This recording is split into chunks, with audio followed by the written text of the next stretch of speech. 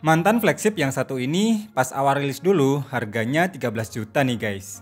Dan di tahun ini kita beli di marketplace yang unit only harganya udah drop ke 3 juta lebih dikit aja nih.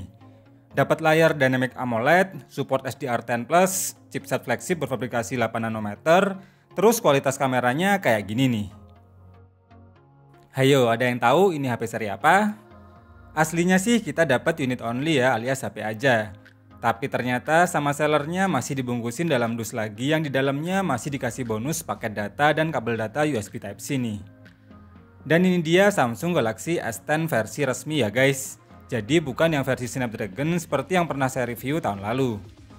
Dan setelah saya cek, ternyata untuk unitnya nggak terlalu mulus dan cukup terasa bekas pemakaian sebelumnya. Seperti goresan di bagian bawah framenya ini yang cukup terasa banget minusnya. Namun overall masih aman dan di bagian layarnya pun tergolong oke. Cuma rada kotor aja nih pada bagian backdoornya, yang nanti akan kita bersihin dulu. Desain Samsung Galaxy S10 ini sebenarnya malah lebih saya suka nih dibanding seri Plus-nya. Selain handheldnya yang terasa lebih pas dan terasa compact, lebih terasa nyaman aja dengan ukuran yang gak terlalu gede kayak gini. Ditambah pakai desain layar lengkung yang membenamkan satu kamera di bagian pansolnya. Dengan layar 6,1 inch yang beresolusi WQHD+, dan bisa dirubah ke resolusi Full HD+, ataupun HD+, menggunakan panel Dynamic AMOLED yang support SDR10+, jelas kualitas layarnya gonjreng dan tajam banget. Ditambah pakai dual stereo speaker yang seharusnya sih kualitasnya udah mantep. Namun sayangnya unit yang kita dapetin ini speaker bagian atasnya terasa kemeresek ya guys.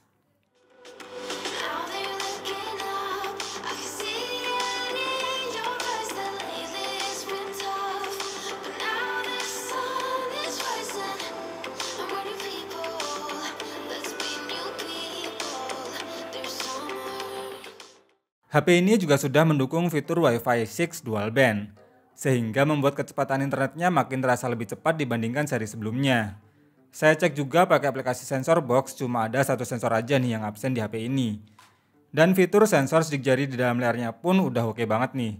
Responnya terasa cepat dan memiliki tingkat akurasi yang cukup baik. Kalau mau lebih keren lagi pakai fitur Face Unlock-nya, yang justru terasa lebih cepat saat membuka lock smartphone-nya. Ditenagai chipset Exynos 9820 yang dipadukan dengan GPU Mali G76MP12 serta memori RAM 8GB LPDDR4X dan ROM 128GB UFS 2.1, performa HP ini jelas sudah mumpuni banget. Pengetesan menggunakan AutoTune versi 9 bisa tembus mencapai 450 ribuan, dengan skor CPU dan GPU yang tergolong tinggi. Lalu skor Geekbench 5 tesnya pun juga bisa dapetin single core 326 poin dan multicore di 1301 poin. Terakhir untuk 3D Mark pada mode Extreme Stress Test, tingkat kestabilannya di 82,6%. Dengan skor benchmark segitu, tentunya bakal fan-fan aja ya buat mainin game SD saat ini. Untuk game PUBG Mobile bisa nih dapetin settingan rata kanan HDR Extreme, namun belum bisa unlock untuk Ultra HD-nya. Gameplaynya cenderung lancar dan minim sekali terasa frame drop. Nggak ada komplain sih tentang touchscreen dan sensor gironya yang jelas responsif. Paling cuma boros baterainya aja yang terasa banget mengingat kapasitas baterainya yang tergolong kurang untuk saat ini.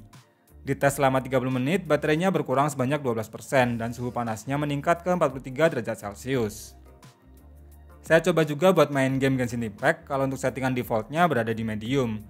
Tapi kalau dipaksa main rata kanan dengan mode 60 fps, tentunya bakal bikin HP-nya cepat panas dan baterainya makin terasa boros. Yang jelas HP ini masih bisa ya buat jalanin game SD penyiksa HP ini dengan cukup baik dan masih tetap playable. Selama 30 menit bermain, baterainya berkurang sebanyak 17%, suhu panasnya meningkat ke 47 derajat Celcius. Sayangnya sih kapasitas baterainya cuma sebesar 3400 mAh, namun support fast charge baik pakai kabel atau wireless sebesar 15 watt. Dan saat dites pakai aplikasi PC Mark, endurance baterainya hanya bertahan selama 7 jaman nih. Jadi bisa dibilang ketahanan baterainya udah termasuk bocor ya guys. HP ini dibekali setup triple kamera dengan kamera utama sebesar 12 MP yang support fitur dual pixel PDAF dan OIS. Kamera keduanya adalah telefoto sebesar 12 MP yang support 2 kali optical zoom dan OIS juga. Dan di kamera ketiga ada lensa ultrawide sebesar 16 MP. Kalau di bagian depan terdapat kamera selfie sebesar 10 MP yang support dual pixel PDAF dan autofocus. Kalau hasil foto kamera depan dan belakangnya sih overall masih oke banget. Di kondisi cukup cahaya warnanya terasa vibrant dan dynamic range-nya juga terasa luas. Apalagi untuk hasil rekaman video kamera belakangnya terlihat cukup smooth dan minim sekali dengan goncangan. Kurang lebih kayak gini nih hasilnya.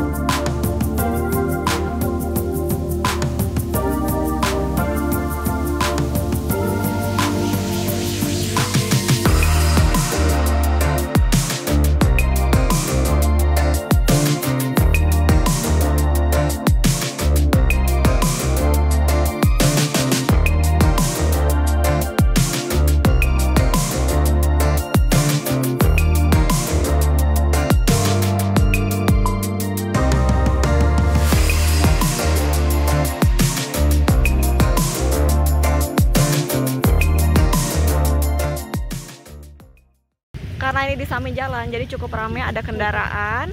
Ini di sekitar jam 4 sore, cuacanya lagi bagus-bagusnya, jadi bisa lihat pemandangan langitnya juga. Ini videonya aku set di 1080p 60 fps atau Full HD 60 fps. Sambil jalan ya. Ini aku jalan pelan-pelan.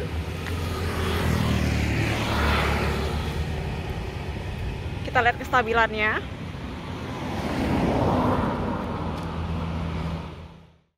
Kamera belakangnya juga sama, ini di 1080p 60 fps atau Full HD 60 fps. Sama di samping jalan, jadi ada suara kendaraan-kendaraannya, kalian bisa dengar kualitas audionya kayak gimana, sama kestabilannya.